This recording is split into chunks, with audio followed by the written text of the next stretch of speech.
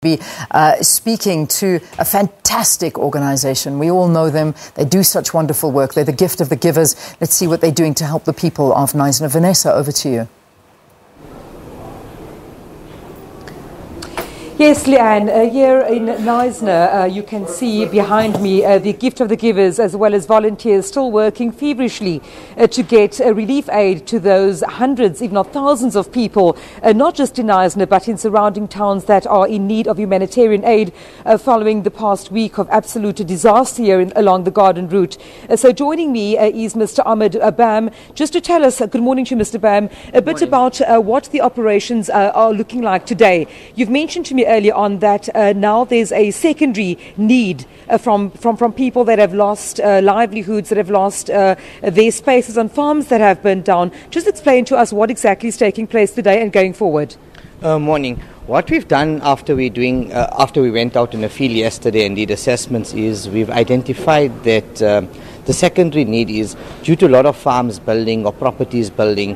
A lot of the employees, like the labourers and workers and things, are also affected. They might not have been affected by the fire directly in a way, but indirectly have been affected because where do they come to work? Where do they go? So that livelihood has been affected. We've identified few centres and we're travelling around to see where we can supply them also with humanitarian aid, especially food and things like that, which is needed urgently because without the livelihood you have no food. And that's, as the days go on, that's starting to get more and more and more because houses and things that have been destroyed, I mean insurances or people need to rebuild, that's all going to take time. So it's becoming quite a big need.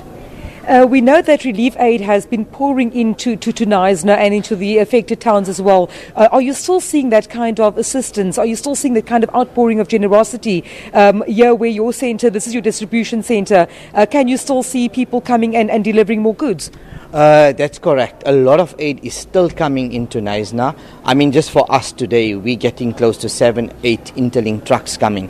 But that's just one distribution centre. A lot of the other distribution centres we have a communication meeting every morning. They're also receiving quite a lot of goods coming in terms of food supplies, clothing, as well as like frozen foods, perishable items coming in. And they're starting to look at the second phase where some people are now starting to give items for shelters for later on.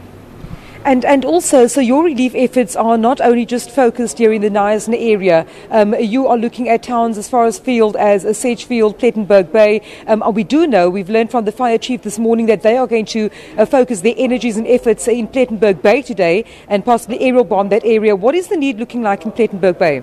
Plettenberg Bay as well has been quite badly affected. A lot of humanitarian aid going through. We've been sending trucks through the last 3 days and doing distributions. But what we're also doing is our medical team is going there to go and assist as well. And we're sending through as far as George. Humanitarian aid, as far as PE now, humanitarian aid is going. Sedgefield, Buffalo Bay, all those areas, also humanitarian aid going.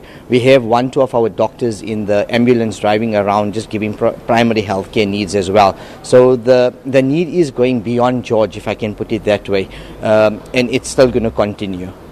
Thank you very much, Mr. Ahmed Bam, talking to us there from the Gift of the Givers, doing sterling work in this fire-ravaged region of the Southern Cape, the Eden District, all the way from George to Plettenberg Bay and its beyonds. Leanne. Vanessa, thank you very, very much for that update, and thank you so much for watching. Trust you enjoyed the show, and we'll be back with you again tomorrow for the midweek edition of Morning Live. But for more news, tune in to Channel 404. We'll keep you updated throughout the day. God bless you and have a good one. Sharp, sharp.